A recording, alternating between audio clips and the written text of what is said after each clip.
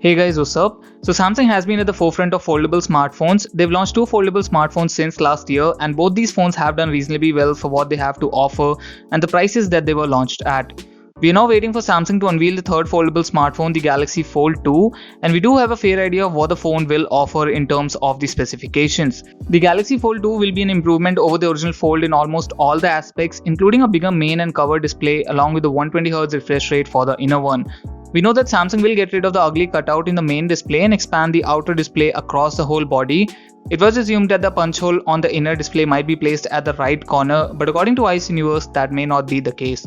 Ice Universe has given us this rough render for the Galaxy Fold 2, and at first glance, it does look odd, but that may be the most logical position possible for the inner selfie camera.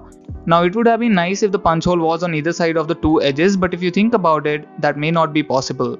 At the right side of the phone, we have the rear camera setup, which hardly leaves any space for another camera unit, while on the left hand side, we have the cover display at the back, which again makes it impossible to fit a camera in there. Also, the placement is not weird if you consider the position of the camera on the Galaxy Fold. The position of the punch hole does appear strange, but it should not be anything hard getting used to, especially since it won't interfere with other UI elements such as the battery percentage, Wi-Fi signal strength indicator, etc., which are mostly placed on the right hand side of a device and is the natural location for your eyes. Anyway, now that we have seen this, do let me know your opinions about the same in the comment section below.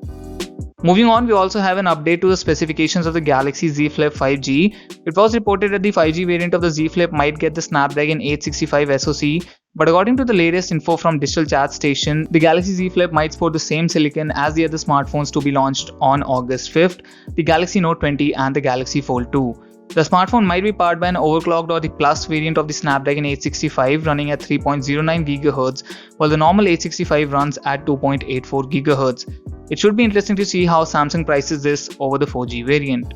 The rest of the specs are pretty much the same as the 4G variant. It would have been nice if Samsung had updated the display to 120Hz as well, but I guess that should be a part of the Z Flip too, and it would have certainly increased the prices as well for an already expensive device.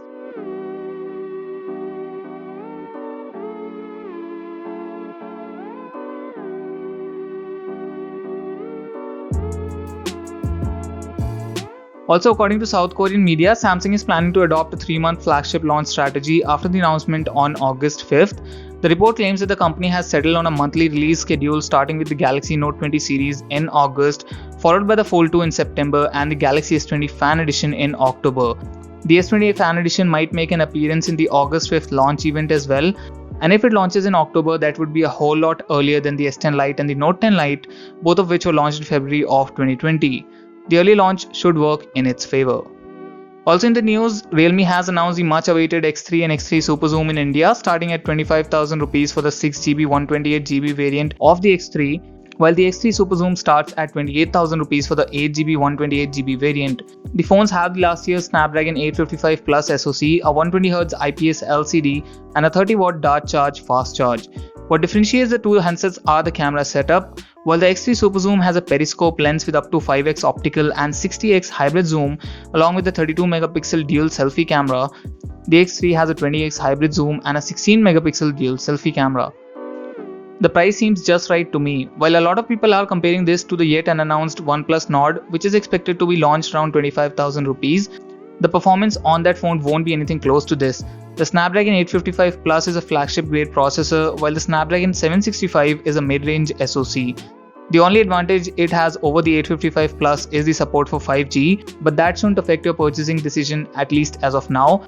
5G would still take more than 2 years or even more to reach the masses in India, and by that time you would be ready to replace your smartphone with something new in the market.